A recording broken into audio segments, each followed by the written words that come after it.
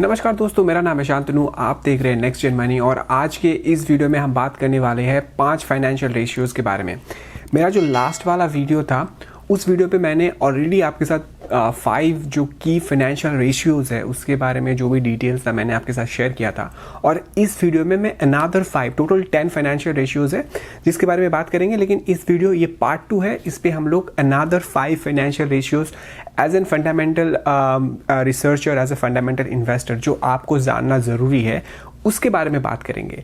तो आज की वीडियो में बात किसके बारे में हो रही है? आज के वीडियो में बात हो रही है आरओई के बारे में, यानी कि रिटर्न ऑन इक्विटी के बारे में, आरओसी यानी कि रिटर्न ऑन कैपिटल एम्प्लॉयड, उसके बाद हम बात करेंगे interest coverage ratio, current ratio और एसेट टर्नओवर रेशियो। बहुत सारे ऐसे वेबसाइट है जैसे Screener.in जो मैं पर्सनली यूज़ करता हूँ, दूसरों को भी रेकमेंड करता हूँ। वहाँ पे जाके आप कोई भी फाइनेंशियल रेशियोज बहुत ही इजीली फाइंड आउट कर सकते हैं। तो ये जो टेक्नोलॉजी का एडवांसमेंट हुआ है इसका क्यों ना हम फ़ायदा लें। तो इसीलिए अगर आप एक फंडामेंटल इन्वेस्टर हो, एक फंडामेंटल रिसर्चर हो, तो आपको ये जो 10 फाइनेंशियल रेशियोज इसके बारे में जानना चाहिए। और Screener.in जैसा वेबसाइट का इस्तेमाल करके कोई पर्टिकुलर रेशियो के बारे में फाइंड आउट करना चाहिए। और आपको ये भी पता रहना चाहिए जो फाइनेंशियल रेशियोज है ये हमें क्या मैसेज देता है, इसका मतलब क्या है। तो इसी के बारे में बात करेंगे। तो चलिए शुरू करते हैं आज का ये वीडियो। तो जो पहला पॉइंट है वो है आरओई यानी कि रिटर्न ऑन इक्विटी। तो आपको पता है कि कोई भी कंपनी अगर अपना बिजनेस करता है तो उसे बिजनेस को रन करने के लिए उसे पैसा या कैपिटल का ज़रूरत पड़ता है। तो कोई कंपनी जो पैसा या कैपिटल है वो कैसे गैदर करेगा? उसके पास 2 ऑप्शन है। पहला, वो डेट ले सकता है यानी कि वो बैंक के पास जाके बैंक से लोन ले सकता है, या फिर वो इक्विटी को इशू करके उससे वो पैसा रेज कर सकता है। तो सीधा सीधा बोले तो आरओई का मतलब है कोई एक बिजनेस का जो अर्निंग है उस अर्निंग से जो इक्विटी होल्डर है वो कितना कमाता है, ये आरओई आपको दिखाता है। तो इसीलिए इसे कहते हैं रिटर्न ऑन इक्विटी। और अगर आपको रिटर्न ऑन इक्विटी का फॉर्मूला जानना है तो net income divided by share holders equity, ये करने से आपको आरओई का जो एग्जैक्ट नंबर है वो निकल के आ जाएगा। लेकिन अगेन मैं आपको और एक बार बताता हूँ, आप Screener.in जैसा वेबसाइट का इस्तेमाल करके कोई भी कंपनी का आरओई विदाउट एनी कैलकुलेशन, अगर आपके पास ज़्यादा टाइम नहीं है तो आप उससे निकाल सकते हो और आप अपने पर्सनल यूज़ के लिए या फंडामेंटल एनालिसिस के लिए उस डेटा का यूज़ कर सकते हो। तो क्या आरओई का कोई सेट स्टैंडर्ड है? ऐसा बिल्कुल नहीं। हर एक कंपनी का डिफरेंट आरओई होता है, हर एक सेक्टर का भी डिफरेंट रिटर्न ऑन इक्विटीज होता है।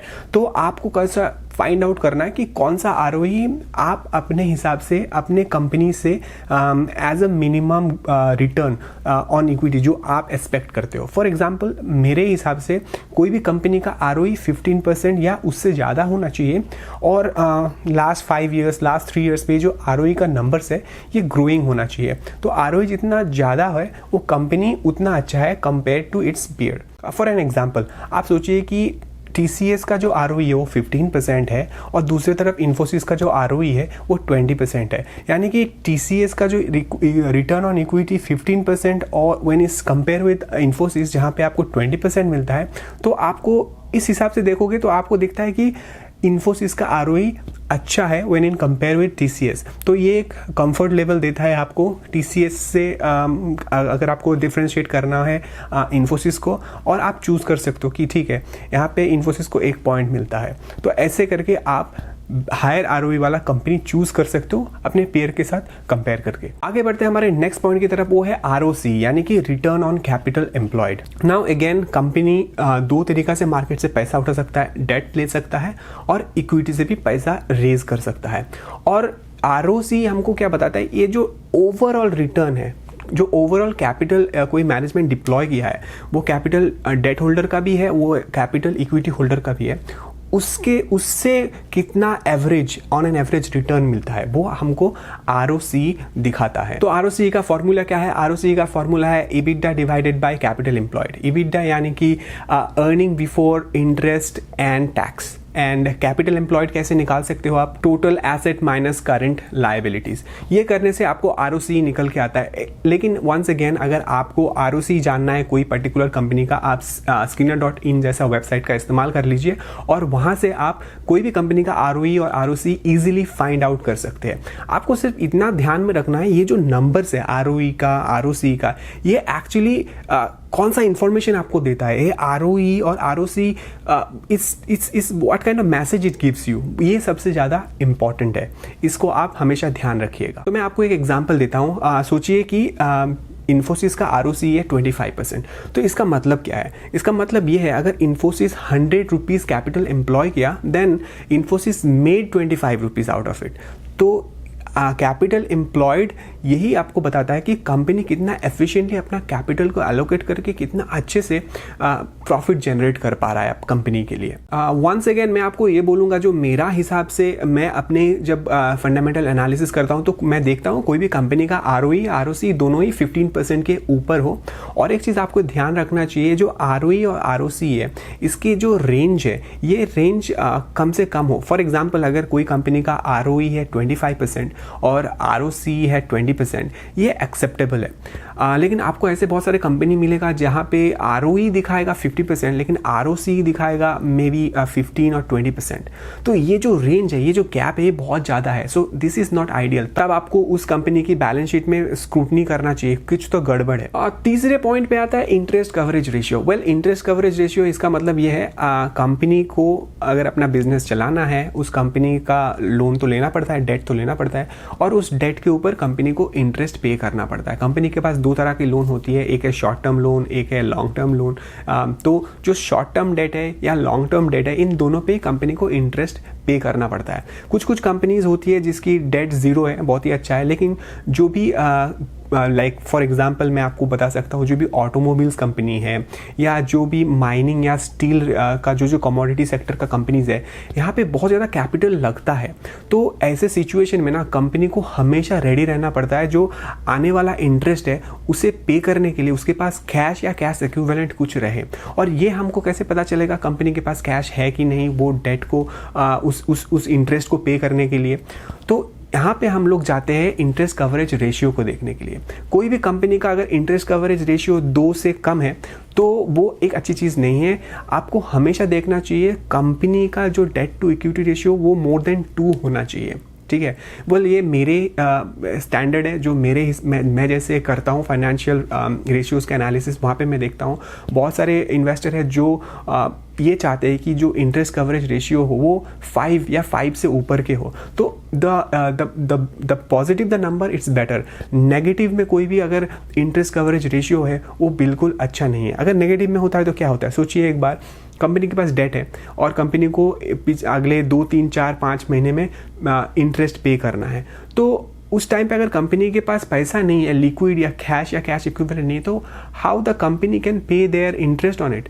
तो कंपनी डिफॉल्ट करेगा और उससे as a business owner, as a shareholder आपको प्रॉब्लम होगा। तो इसीलिए आपको हमेशा इंटरेस्ट कवरेज रेशियो कोई भी कंपनी का देख लेना चाहिए, ताकि आपकी कंपनी का जो लॉन्ग टर्म और शॉर्ट टर्म में फाइनेंस रिलेटेड कोई भी प्रॉब्लम ना हो। 4 नंबर पे है current ratio. Well, current ratio हमें ये बताता है कि कंपनी के पास जो शॉर्ट टर्म लायबिलिटीज़ है, क्या उस शॉर्ट टर्म लायबिलिटीज़ के हिसाब से शॉर्ट टर्म एसेट्स भी है।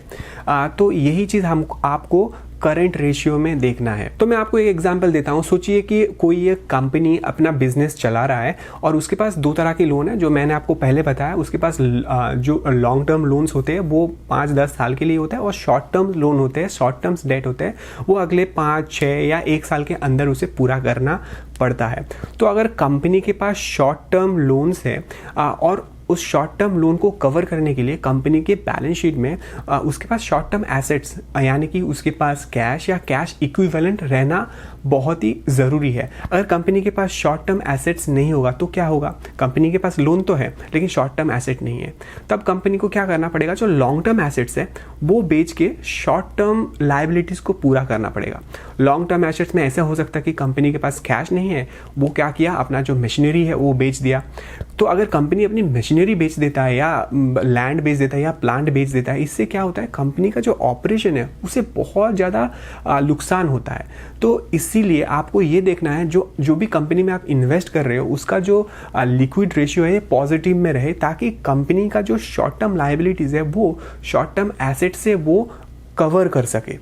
तो इसीलिए ये वाला भी रेशियो जो है ये भी आपको बहुत ही अच्छे से देख लेना चाहिए। Positive numbers are always better. 5 number पे है asset turnover ratio. Asset turnover ratio basically ये बताता है कोई भी कंपनी का जो मैनेजमेंट है वो कितने अच्छे से अपनी कंपनी का एसेट को इस्तेमाल करके उससे रेवेन्यू इनकम या रेवेन्यू जनरेट कर पा रहा है। और एसेट टर्नओवर रेशियो का जो नंबर से जितना ज़्यादा होगा उतना अच्छा होगा। तो अगर मैं आपको एक एग्जांपल दूं, फॉर एग्जांपल अगर सोचिए कि TCS का एसेट टर्नओवर रेशियो है 1.30%, एग्जांपल के तौर पे लेते हैं, और इन्फोसिस का एसेट टर्नओवर रेशियो है 1.40%। तो इस कंपैरिजन से आपको ये दिखता है कि इन्फोसिस का जो एसेट टर्नओवर रेशियो है यानी कि मैनेजमेंट बहुत ही अच्छे से अपना एसेट का इस्तेमाल कर रहा है रेवेन्यू जनरेट करने के लिए।